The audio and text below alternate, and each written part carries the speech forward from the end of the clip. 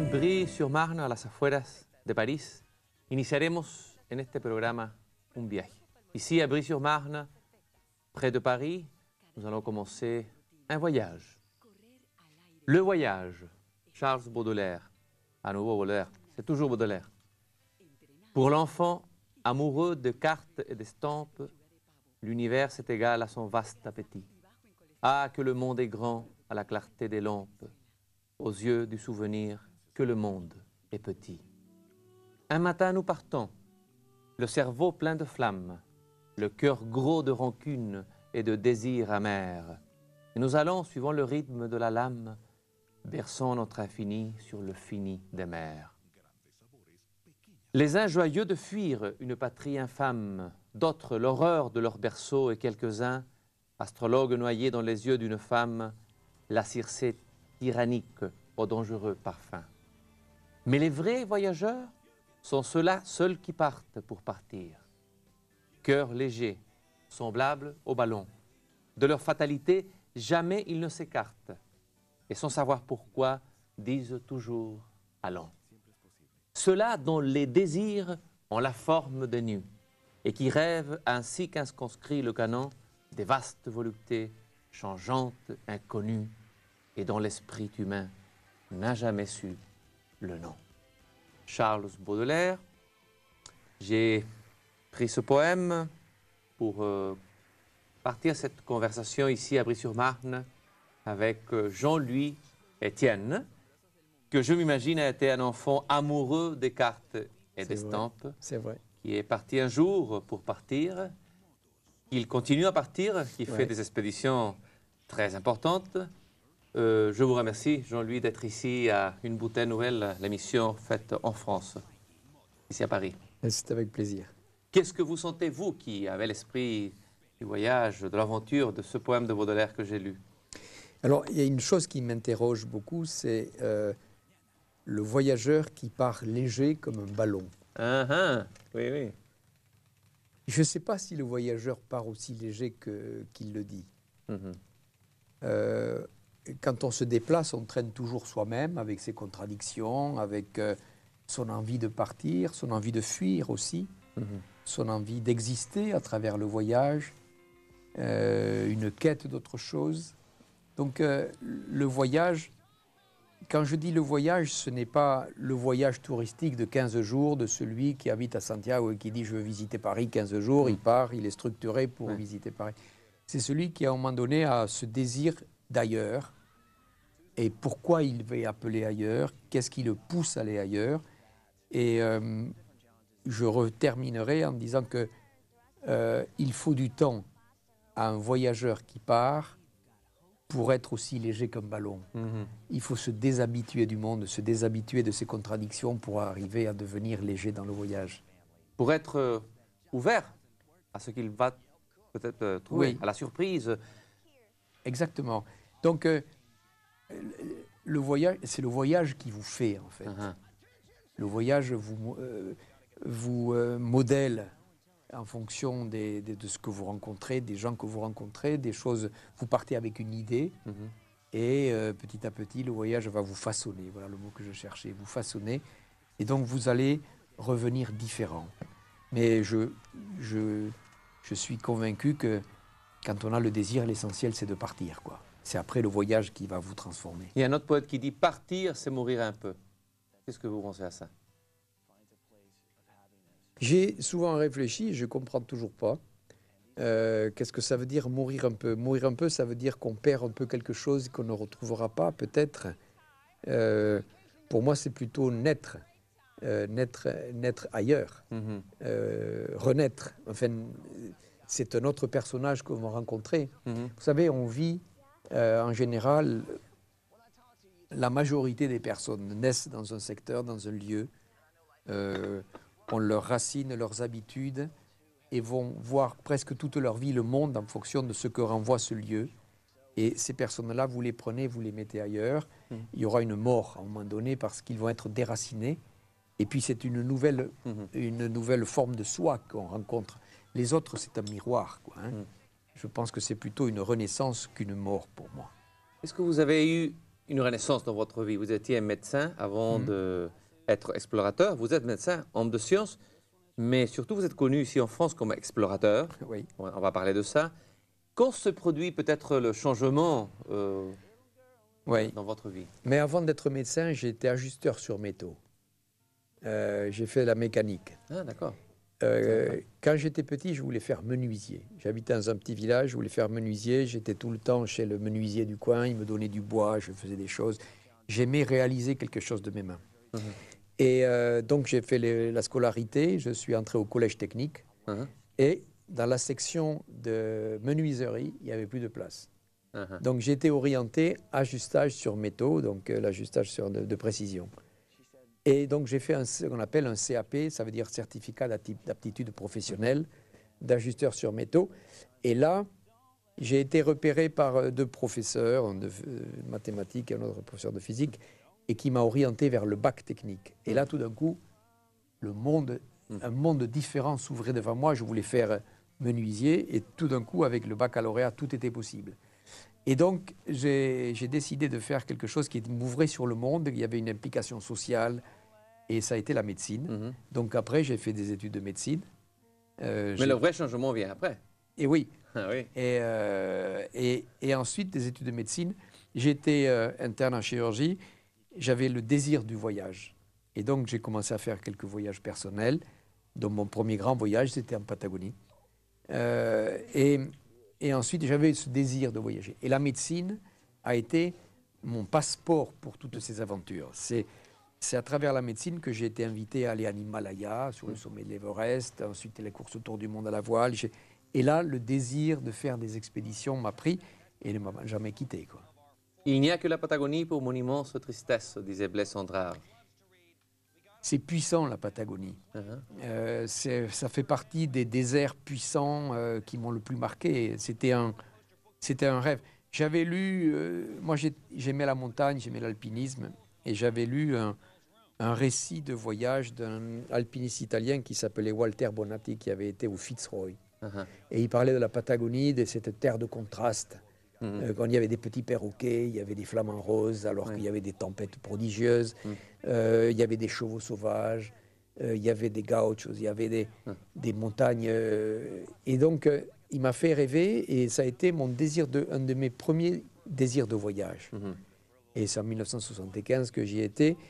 Et j'étais parti pour faire l'ascension du Fitzroy. Et en arrivant là-bas, j'ai construit une cabane. Il n'y avait pas grand-chose encore dans ce secteur, c'est 1975. Et en fait, j'ai aimé la vie, simplement d'être là. Avec le vent, avec les éléments, avec les randonnées que je faisais.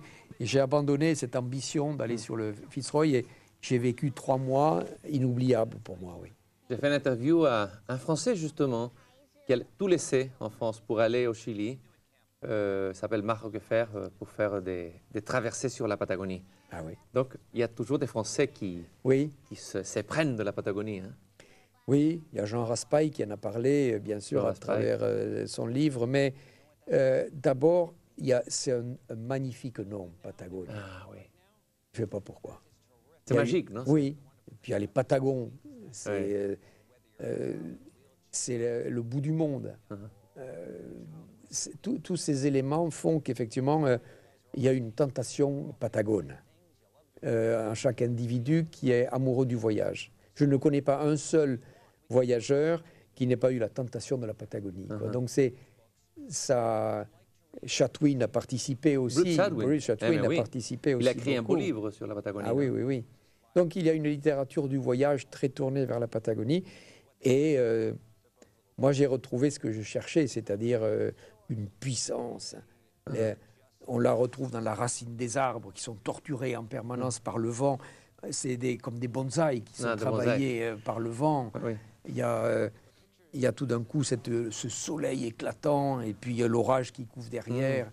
Il y a des montagnes qui sont l'El Cerro Torre, qui est recouvert d'un champignon de glace. On est coincé entre le désert de la Pampa et l'immensité du Pacifique. Moi, j'ai des souvenirs. J'ai été très nourri. J'y suis allé plusieurs fois dans la Patagonie.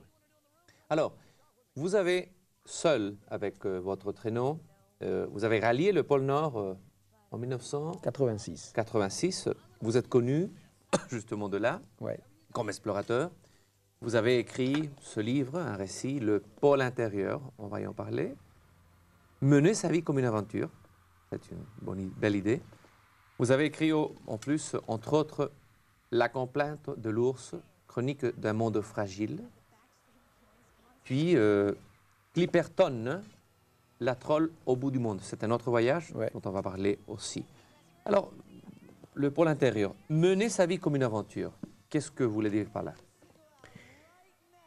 J'aurais pu, effectivement, j'étais interne en chirurgie, j'aurais pu continuer ma vie, être chirurgien, m'installer soit à l'hôpital, soit à la clinique. Et j'avais une envie de voyage qui est ancien. Quand j'étais plus jeune, j'ai retrouvé des textes que j'écrivais, c'était des listes de matériel pour aller camper dans les Pyrénées en hiver. J'ai donc eu ce désir d'expédition. Et en fait, j'en ai fait quelques-unes comme médecin. Et j'ai continué dans cette branche-là. Et au sens de l'aventure, c'est qu'il y a l'aventure sur le terrain, mais chaque fois qu'on revient, il faut réinventer une nouvelle histoire. Et donc, j'ai un peu inventé ma vie au sens où je me suis inventé mon programme, je me suis inventé les expéditions, les voyages que j'ai voulu faire. Et l'aventure, elle est surtout là, elle est dans cette continuité du voyage qui m'habite depuis toujours, quoi. Et personne ne m'oblige, j'ai une immense liberté. Mais la liberté, si vous voulez, elle a aussi ses limites. C'est que vous n'êtes accroché à rien et surtout encadré par rien. Je suis passé d'un équipier quand j'ai fait la course autour du monde, donc je suis arrivé avec mon sac et puis après, donc je ne m'occupais pas de la structure. Et après, je me suis occupé des propres expéditions que j'ai inventées, que j'ai montées. Et donc cette liberté a sa contrepartie, c'est-à-dire l'obligation de se remettre en question, d'inventer les moyens de faire les choses, des moyens de vivre sa vie aussi, quoi. Qu'est-ce qu'on perd? Que perdons-nous, la majeure partie des hommes, quand nous ne faisons pas des aventures, quand nous restons en place? Alors, l'aventure, ma définition de l'aventure, c'est inventer sa vie. C'est plus ample que... C'est beaucoup plus ample que le voyage. D'accord. Je trouve qu'un mathématicien, par exemple, j'ai rencontré il n'y a pas très longtemps un mathématicien qui a eu la médaille Fields, qui est une grande récompense. Donc ce sont des gens qui travaillent dans la science mathématique à un niveau très, très sublime, quoi, où ils sont 4 ou 5 dans le monde à pouvoir parler de la même chose, tellement c'est compliqué, quoi, hein. Et en discutant avec lui, je me suis rendu compte qu'il allait beaucoup plus loin que moi, en restant assis. Il explore les mathématiques et c'est un tourbillon, c'est-à-dire qu'à un moment donné, il rentre dans il a trouvé la démonstration d'une formule mathématique tellement loin qu'il est perdu et qu'il cherche le chemin du retour pour prouver qu'il a démontré ça. Et ils sont accompagnés en général. Ils sont accompagnés par des professeurs qui les ont amenés loin et à un moment donné, l'élève dépasse le maître et va beaucoup plus loin. Et il a besoin de cette attache pour ne pas se perdre. C'est de l'exploration ultime, si vous voulez. Donc, ce n'est pas quelque chose qui a trait à la géographie. C'est le voyage intérieur et extérieur. Pour ça, le pôle intérieur, n'est-ce pas? Oui, dans le pôle intérieur, c'est ce qui, en fait, est le ferment de votre quête existentielle. En fait, c'est une quête existentielle. C'est la recherche de ce que vous imaginez être le bonheur. Et par définition, quand on n'a pas cette sagesse-là, le bonheur, il est plus loin, il est ailleurs. On a toujours l'impression qu'ailleurs, c'est mieux. Les médecins auraient voulu être architectes et inversement, celui qui est mécanicien aurait aimé être pilote d'avion. Oui, on a toujours ce sentiment que le bonheur est ailleurs. Et l'avantage, quand on va voir ailleurs, on se rend compte qu'on transporte ses propres contradictions, son propre malheur, ses propres problèmes, et que d'aller loin, de temps en temps, vous avez un éclairage sur votre vie qui vous permet d'avancer, quoi. C'est Rimbaud qui a dit « La vraie vie est ailleurs ». Et Kundera disait « La vida está en otra parte, la vie est au-delà, ailleurs ». C'est cette idée. Il y a un proverbe chinois qui dit que l'expérience, c'est une lanterne qu'on a dans le dos et qui éclaire le chemin parcouru. Ça, c'est l'expérience. C'est beau, ça. C'est bien. C'est l'éclairage du chemin parcouru. Et en fait, je crois que ce qui est important, c'est quand on construit sa vie, quelle qu'elle soit, c'est de ne pas rêver la vie des autres et construire sa vie comme ce qui pourrait devenir un rêve. Parce que moi, on me dit régulièrement, vous c'est facile, vous êtes passionné. Non, c'est pas facile. Il faut que j'invente mes histoires, que je les crée, que j'y crois. J'ai des doutes.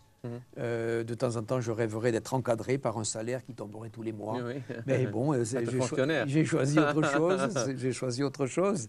Donc, je crois que ce qui est important, c'est de réaliser, de rester, je dirais, le plus fidèle possible à ce que l'on pense pour soi être la voie d'une vie heureuse. Et cette voie-là, elle a des faiblesses.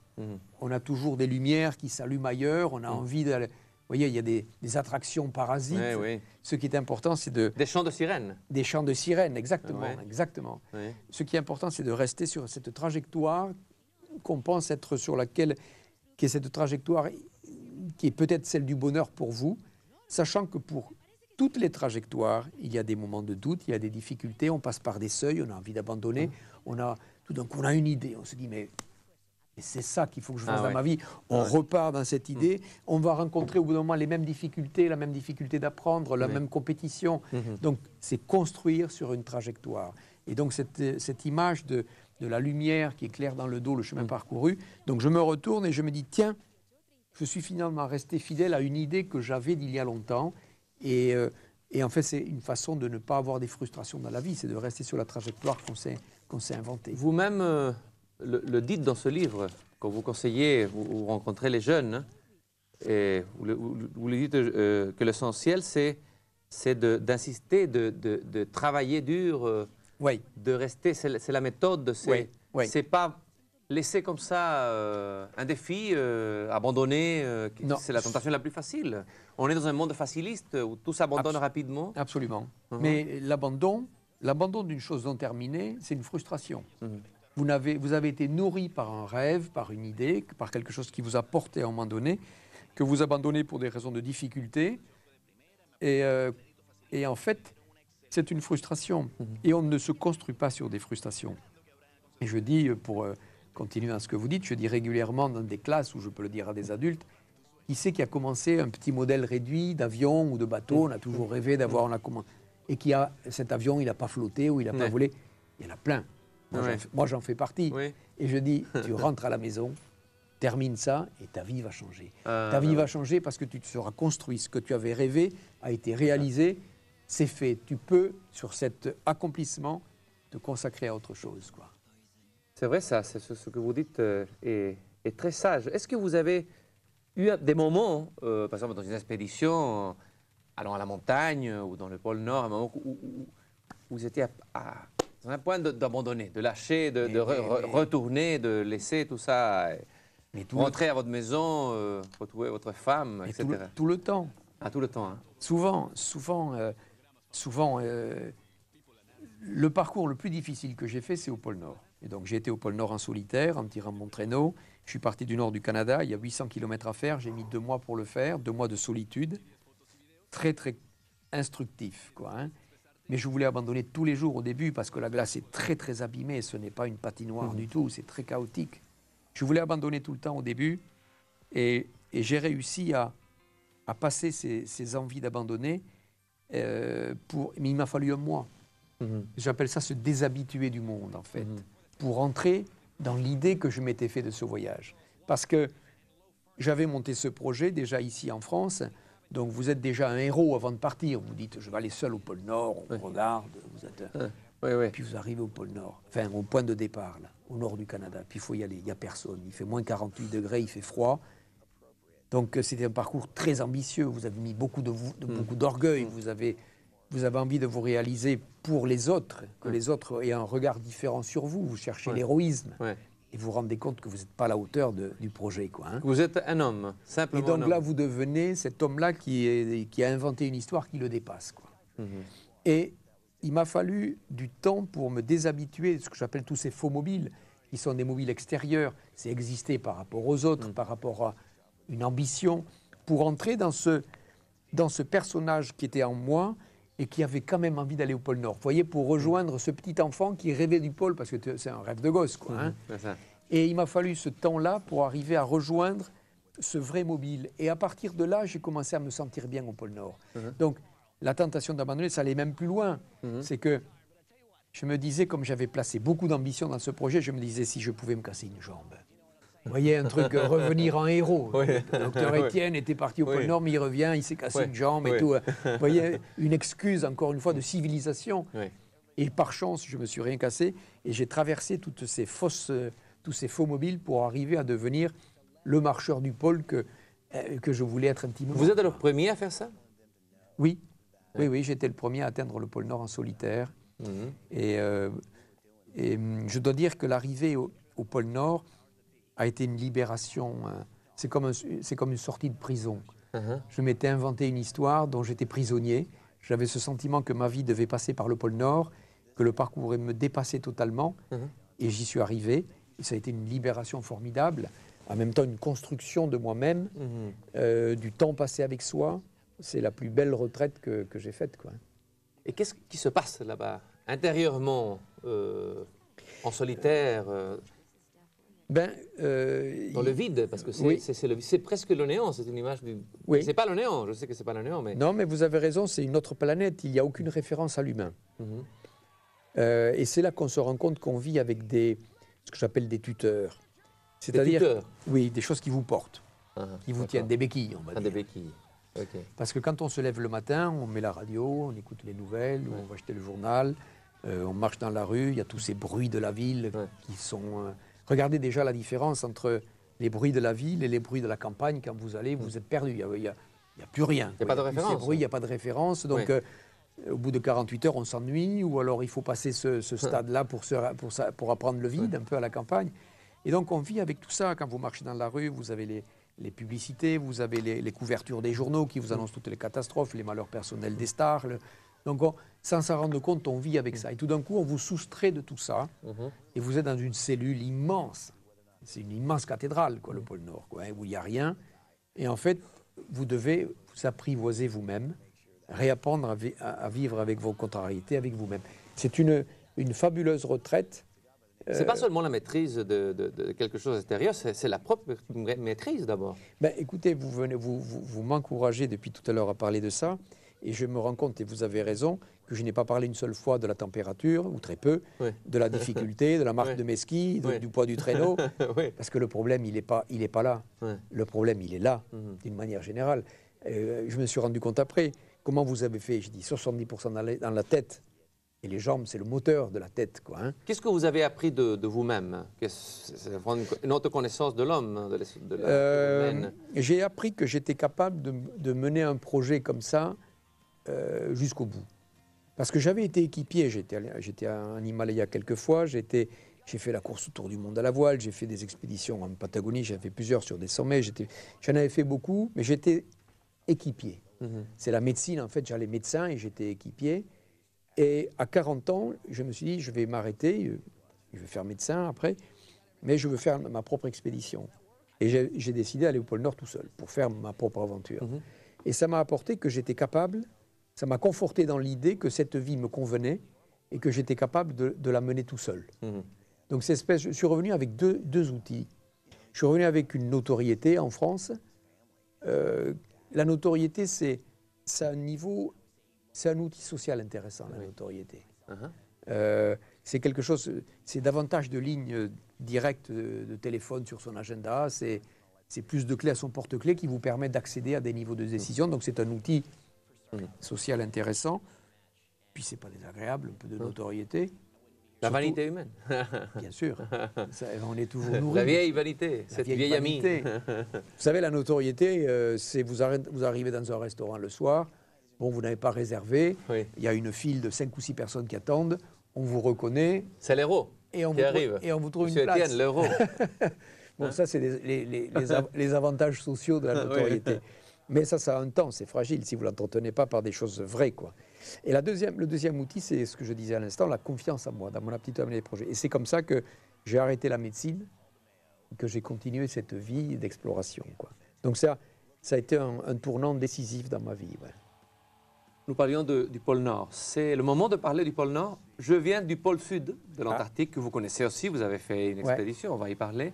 Mais maintenant, vous êtes en train de mener une expédition qui se fera entre avril 2007 et avril 2008. Oui, Donc, ouais. avril 2008. Ouais, C'est le Total Pole Airship Expédition Jean-Louis Etienne. Je vais montrer ici l'image. ouais.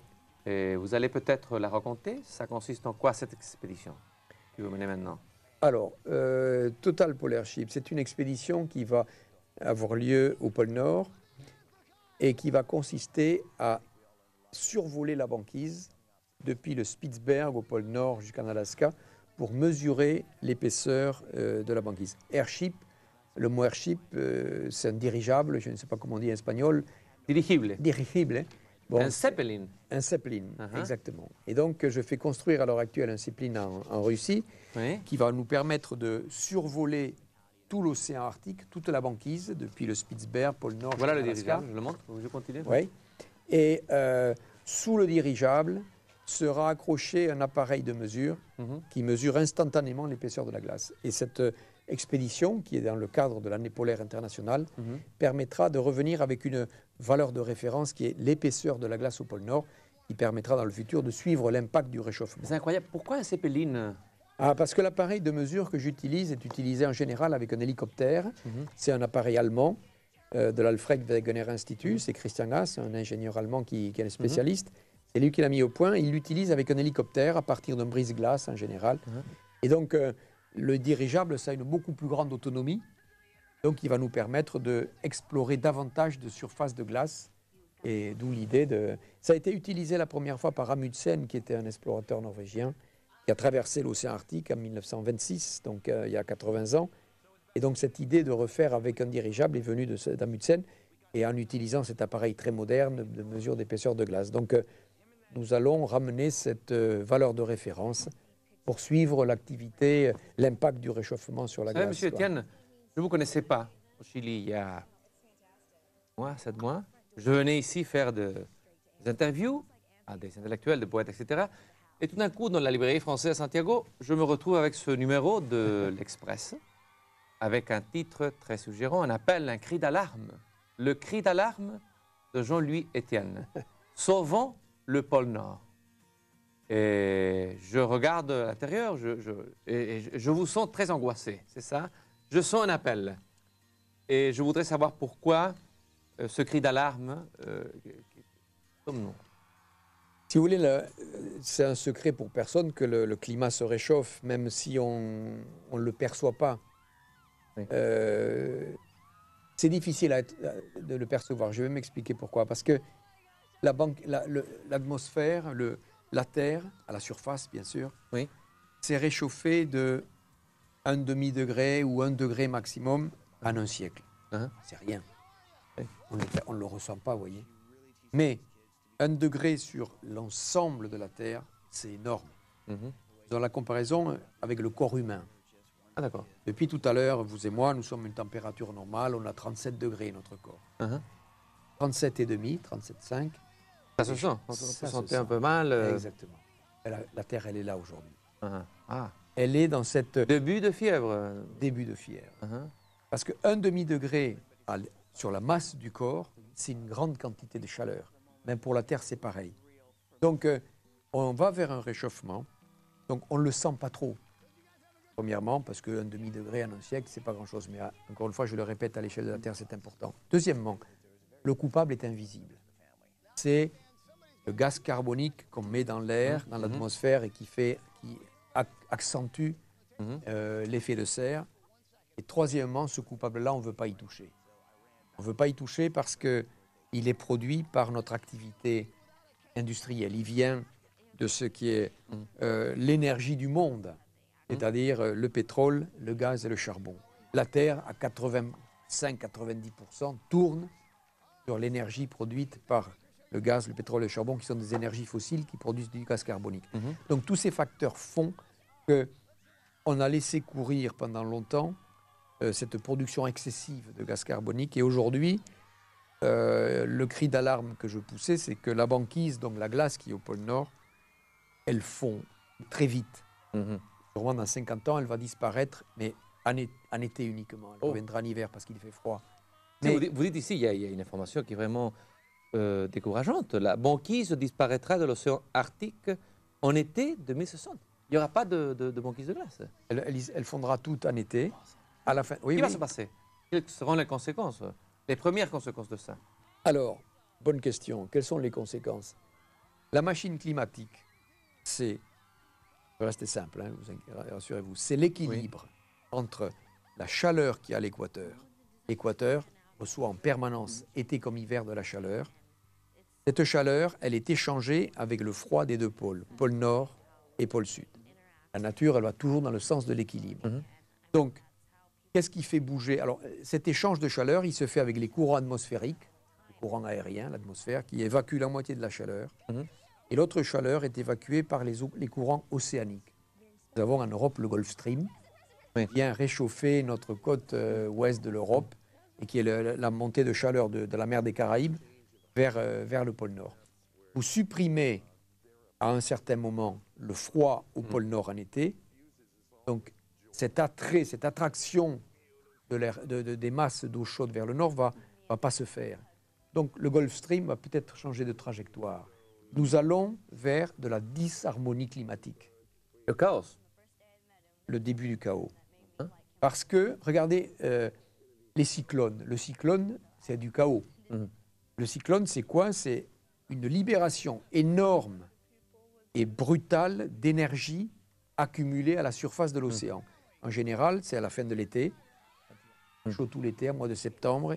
Il y a une chaleur, soit elle est dissipée par l'atmosphère et les courants océaniques, soit elle s'accumule, et de temps en temps, ça fait un cyclone, c'est-à-dire une énorme libération d'énergie. Donc il y a une évaporation énorme des courants atmosphériques, de la pluie, du vent. Ça, c'est du chaos. Et on va de plus en plus vers de la disharmonie climatique, vers du chaos.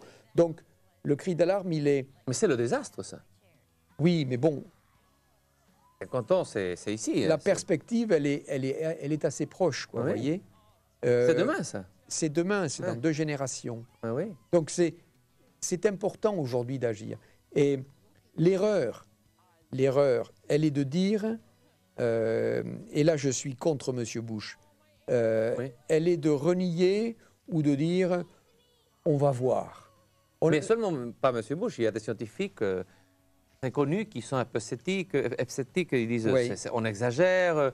C'est contre-productif. Il y a des variables qu'on ne connaît pas. Oui, mais ça c'est contre-productif. Ça c'est une préoccupation intellectuelle. L'humanité, elle est confrontée à un double défi. Le défi climatique, c'est une réalité à court terme, à 50 ans, 60 ans, si on ne fait rien. Deuxième défi, mais qui est conjoint, c'est un défi énergétique. Nous allons vers un épuisement progressif des ressources. Ce n'est pas demain matin. C'est peut-être dans 3 décennies, 40 ans, 50 ans. Bon, quand le pétrole deviendra inaccessible parce qu'il sera trop cher, parce qu'il sera devenu rare, il y a encore du gaz, il y a du charbon. Et tout ça, ça produit beaucoup de gaz carbonique. Il va falloir savoir l'exploiter. Donc, on doit réinventer aujourd'hui d'abord, économiser l'énergie fossile. Et deuxièmement, réinventer des nouvelles sources d'énergie. Multiplier les ressources énergétiques. Mais on doit réinventer notre monde, notre civilisation. Exactement.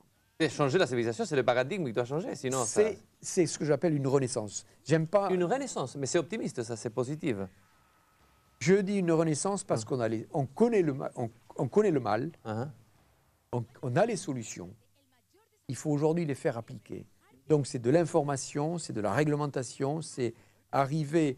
La contrainte est toujours difficile à faire accepter, puis le monde est grand. La différence qu'il y a entre un Américain du Nord, un Européen, un Chilien du Sud, un Chinois, la façon de vivre, de produire de l'énergie, les préoccupations aussi sont différentes.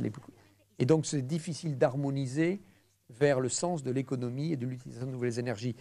Mais je pense qu'on a des outils de diffusion, la télévision, des films qui permettent, si vous voulez, de faire passer une conscience à l'échelle planétaire. Donc je pense que si on s'y prend tous maintenant, on peut arriver à... Mais quoi qu'on fasse maintenant, en 50 ans, on ne va pas revertir ce procès qui est réversible. Non, parce que charger l'atmosphère en gaz carbonique, ça a pris plus d'un siècle.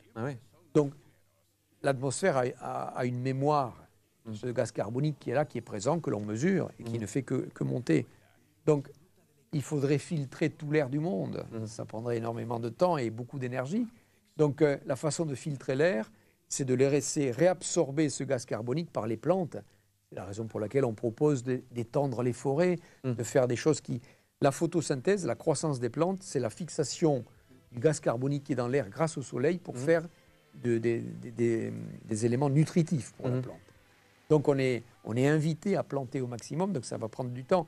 Vous avez raison, ça a une mémoire très longue, ça a une inertie. Donc la composition de l'air, elle ne va pas changer en 50 ans, ça va prendre beaucoup de temps. Vous faites cette expédition avec l'appui de l'entreprise privée, d'une grande entreprise privée. Il y a là un débat. Il n'y a pas de contradiction de faire cette entreprise qui a un objectif écologique, etc., avec une entreprise de pétrole. Oui. Qu'est-ce que vous répondez à ça? C'est pas moi qui le dis, mais c'est ce que je lis dans... Oui, donc c'est moi qui ai fait une démarche vers une entreprise de l'énergie. Parce qu'on va parler de quoi dans cette expédition? On va parler du réchauffement climatique et des énergies du futur.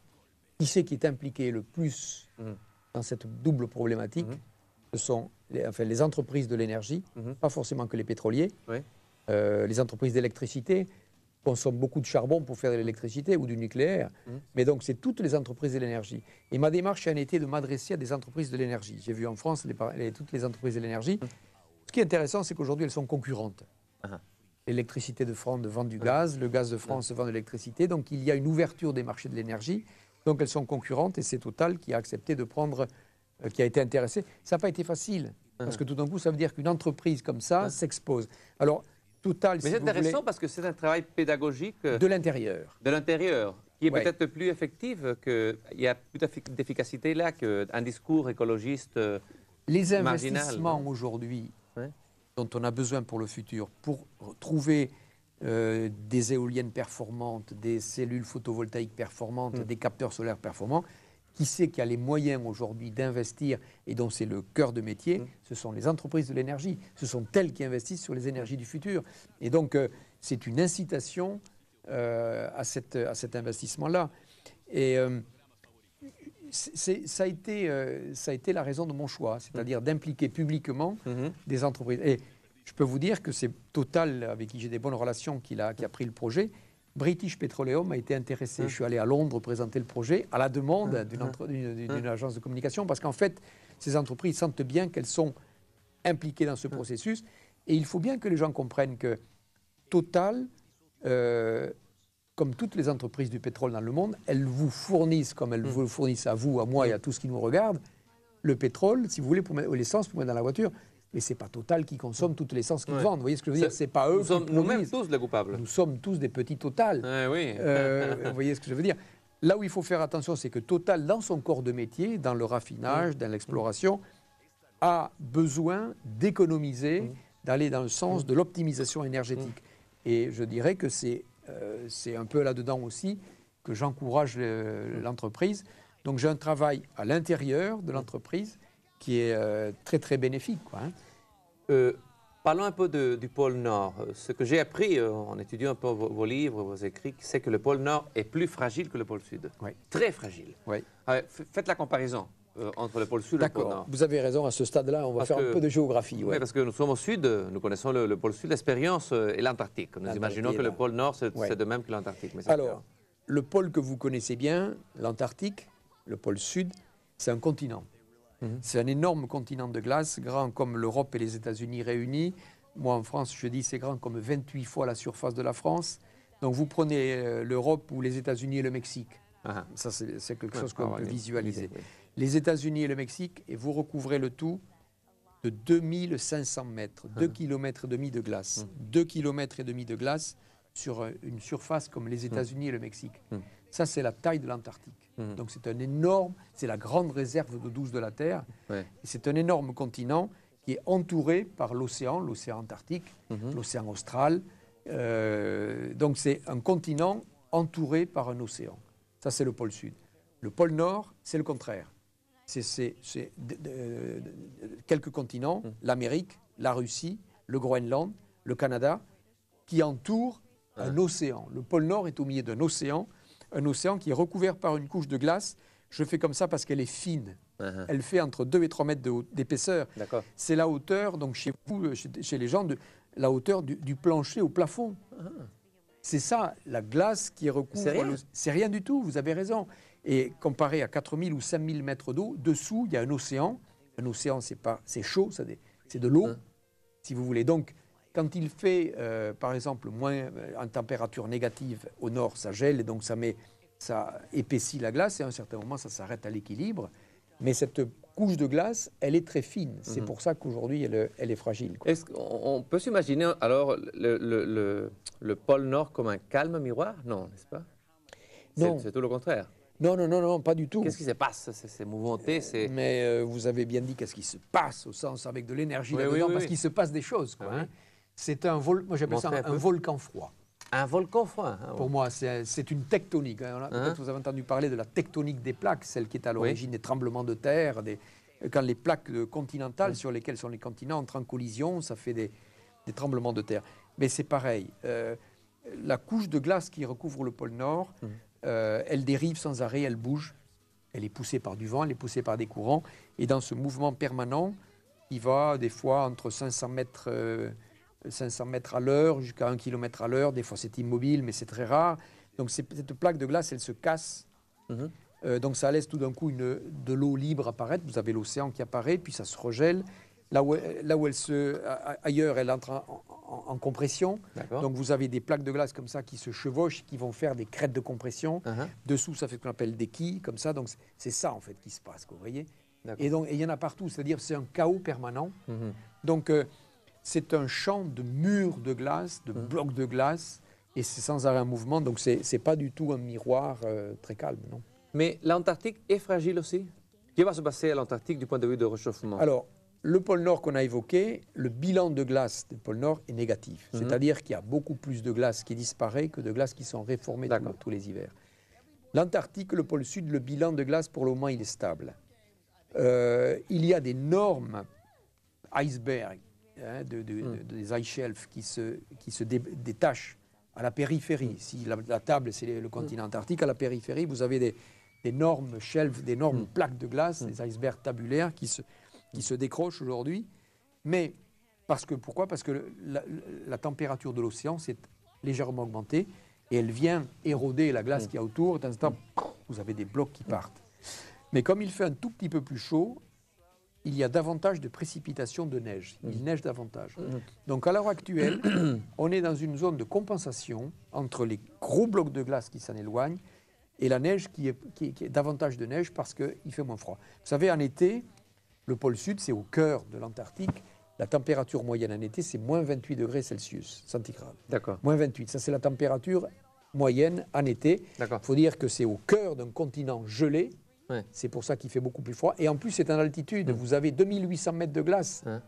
Donc, il y a l'altitude et le cœur du froid qui est là. Ce serait mieux vivre où en 2060, après ce changement? Quelle sera la zone du planète la plus sûre si vous allez élire un lieu pour vos enfants? Écoutez, j'habite en France, j'habite souvent à Paris, mais j'habite aussi dans un département qui s'appelle le Tarn. Les régions à l'intérieur, si vous voulez, ne seront pas touchées par la montée des eaux, par exemple, parce qu'on parle souvent de la montée des eaux. Les zones côtières vont être touchées. L'eau monte à l'heure actuelle de l'océan. Ce sera mieux vivre près de la montagne, alors? L'intérieur des pays, c'est déjà bien. Vous voyez, ce sont les zones de delta, les grands deltas. En France, nous avons la Camargue. Il y a le Bangladesh, qui est très connu, qui est un immense delta. Donc, ce sont des zones très plates où la montée des océans va monter très, très loin. En Angleterre, par exemple, il y a beaucoup de maisons qui ont été construites sur des falaises très proches pour avoir la mer, qui sont aujourd'hui érodées par le bas, avec des effondrements de terre. Ça, c'est lié à l'érosion de l'océan. Mais on va avoir aussi des changements de climat. Je pense que dans 50 ans, il fera encore bon vivre. On va avoir du chaos climatique, mais... Notre vie va changer complètement? La vie quotidienne? Il risque de faire... Vous savez, c'est très compliqué, parce qu'il y a quelque chose qu'on ne sait pas, c'est à prédire, c'est les nuages, la nébulosité. Parce qu'il va faire plus chaud, donc davantage d'évaporation, davantage de production de nuages, donc peut-être moins de soleil direct, mais plus d'effets de serre, si vous voulez, plus d'effets de mousson, peut-être plus d'humidité, plus chaud, plus humide.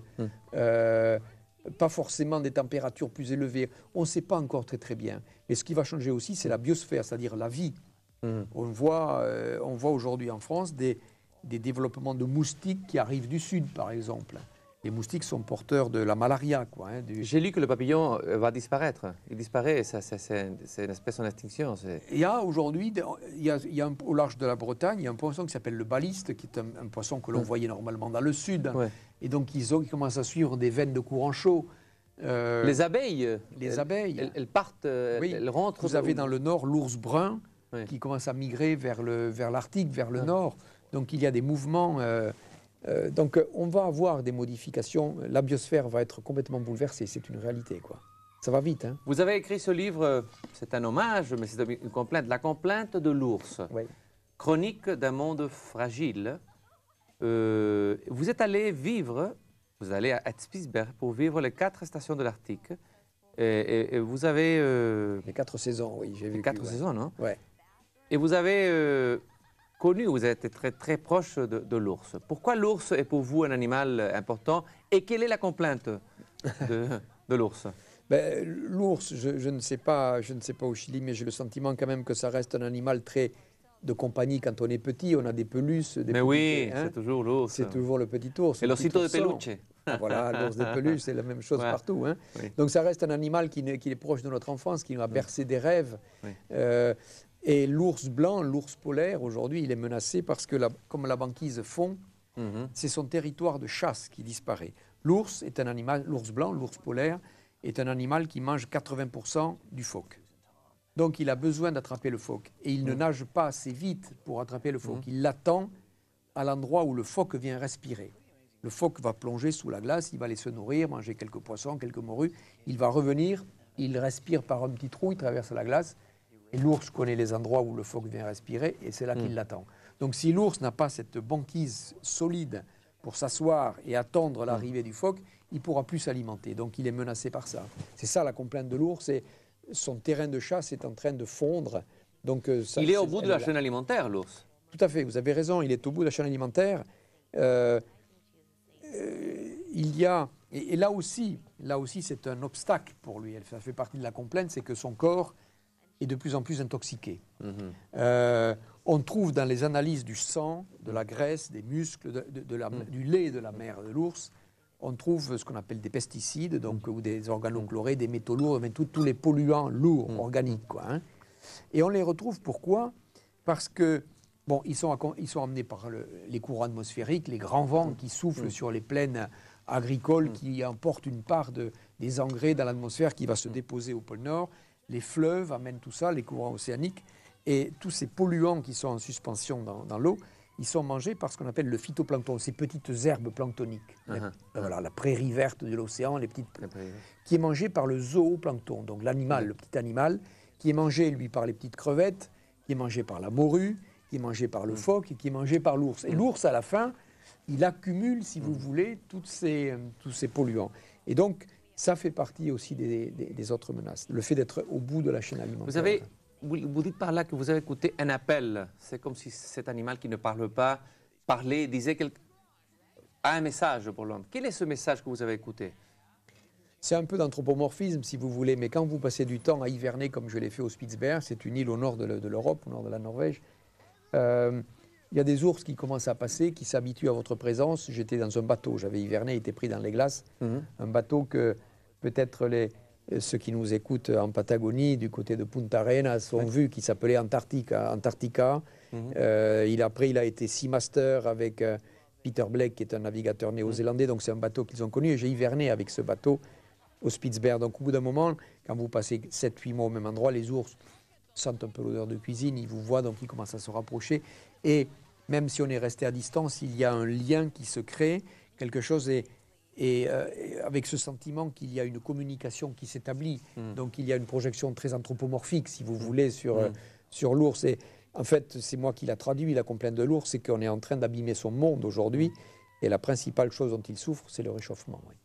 Parce que la banquise disparaît. Vous dites ici, il y a une épigraphe très intéressante de Fabre, la plante. La science, en ses plus hautes méditations, n'a pas d'autre objet que la recherche des harmonies providentielles maintenant les espèces dans un juste équilibre de prospérité. Ouais. Ça, c'est... Quelle science? Une nouvelle science? Oui. Ben, Il faut créer peut-être une nouvelle science, c'est ça? Ben, ça s'appelle l'écologie. Elle est très politisée aujourd'hui, l'écologie, oui. parce que ça passe par des solutions qui sont politiques. Mais vous savez, la biosphère, l'ensemble des êtres vivants, on va dire la nature pour rester simple, pour moi la nature c'est la plus grande mutuelle du monde. La plus grande mutuelle. Ah, c'est bien, ça c'est beau ça. Il y a une mutualisation des espèces. Les espèces vivent en interdépendance, exactement comme... Et chaque espèce cotise, si vous voulez, apporte sa contribution dans la transformation, dans la digestion des choses, dans la nourriture qu'elle donne à un autre animal, dans ce qu'elle se nourrit. Donc il y a une mutualisation des espèces. Donc on a vécu une période d'harmonie, c'est-à-dire que dans cette mutuelle, chacun cotise de sa vie, par exemple. Et aujourd'hui, il y a un prédateur énorme, qui est l'homme, qui s'impose et qui a pris le contrôle des espaces, le contrôle de tous les espaces aujourd'hui, et des espèces. À part quelques forêts primaires, à part quelques forêts patagones où l'homme a des difficultés pour pénétrer, ou encore il reste un peu de forêts primaires, mais d'une manière générale, l'homme a pris le contrôle de l'évolution des espèces et des espaces. Et donc, il faut qu'il apprenne à cotiser de nouveau pour l'existence des autres. Il est en train de se nourrir sans rendre ce qu'il a pris. Et donc, ça aura une limite. Et donc, qui est la propre limite de l'homme. Hein? Qui est la propre limite de l'homme. Ouais. Donc, est-ce que... ça se fait en conscience. C'est ça qui est un petit peu, je dirais, un petit peu inquiétant, en même temps énervant. On a envie de faire agir. Puisqu'on a la conscience, si vous voulez, de cette difficulté dans laquelle on s'engage, quoi. Hein. Vous avez l'expérience, vous connaissez directement. Vous allez en avoir en plus maintenant que vous... Il y a une loi physique de Lavoisier, je crois, c'est rien ne se perd, rien ne se crée, tout se transforme. Ah, mais oui. Et on a accéléré notre processus de transformation jusqu'à l'amener dans un moment où on ne va plus pouvoir faire demi-tour. Ce que disait, peut-être on pourrait le dire en termes oriental, on est en train d'altérer le Tao. Voilà. La voie. Hein? Oui, tout à fait. Monsieur Etienne, avant de terminer l'émission, je dois vous remercier. Dans cette interview, vous avez dit une phrase qui était très belle et importante pour moi quand je suis arrivé à Paris. Paris est une ville très belle mais étroite. Il n'y a pas le paysage. Au Chili, on a toujours la montagne. Pour vous, même si c'est difficile, vous êtes un homme d'espace ouvert. Ouais. Vous avez dit une phrase qui m'a fait réflexionner. Le ciel est la mer de Paris. Ah oui. L'océan de Paris, le ciel est la mer de Paris. Ouais. Maintenant, je regarde toujours le ciel aussi à Paris. Le ciel de Paris est très beau. Hein? Et oui. Eh bien, tous les soirs, je regarde l'océan de Paris, si vous voulez, parce que je trouve que c'est le seul endroit où on peut regarder sans être arrêté jusqu'à l'infini, quoi. Hein. Et il change de couleur, il est tourmenté, exactement comme l'océan. Et c'est là que j'ai trouvé mon échappatoire. Oui. Et c'est Baudelaire, le poète à qui on a commencé, qui aimait beaucoup les nuages. Il n'aimait pas la nature, Baudelaire, au contraire de vous, mais il aimait Paris, la cité, la nuit. Mais les nuages, il dit. Les nuages. Eh oui. Je vous souhaite un très bon voyage, une bonne expédition. Et peut-être on va retourner à parler avec plaisir. la prochaine année. C'était un plaisir pour moi. Et bienvenue au Chili. Hein. C'est un plaisir d'évoquer la Patagonie qui a bercé beaucoup de rêves de voyage, quoi. Merci beaucoup. Avec plaisir.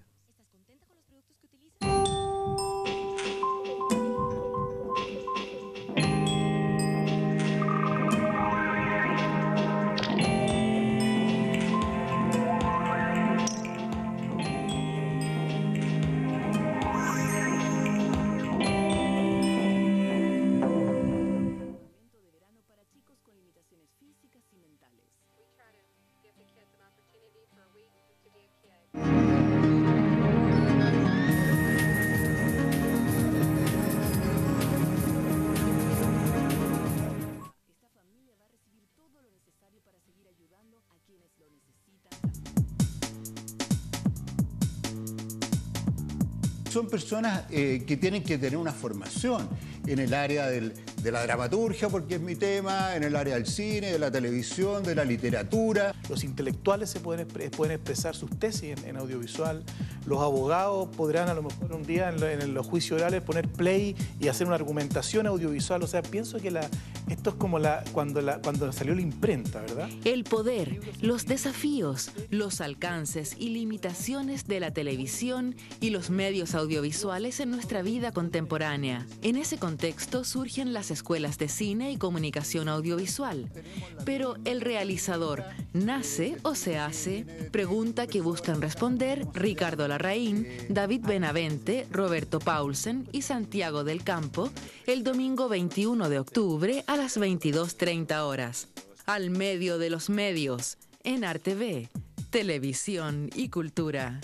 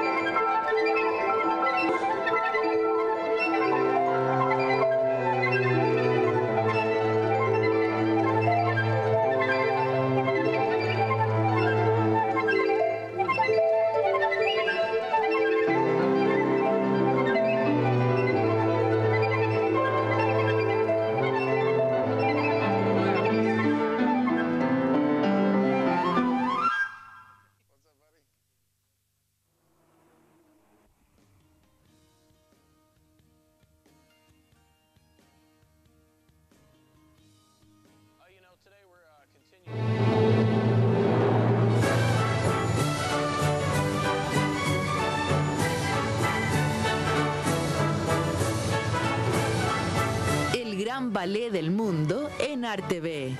El viernes 26 de octubre a las 23 horas llega a usted el clásico Coppelia de Leo Delibes en la realización del ballet australiano, con las primeras figuras Lisa Pavane, Grace Horseman y Elizabeth Toohey. Viernes 26 de octubre, 23 horas. Coppelia en RTV, Televisión y Cultura.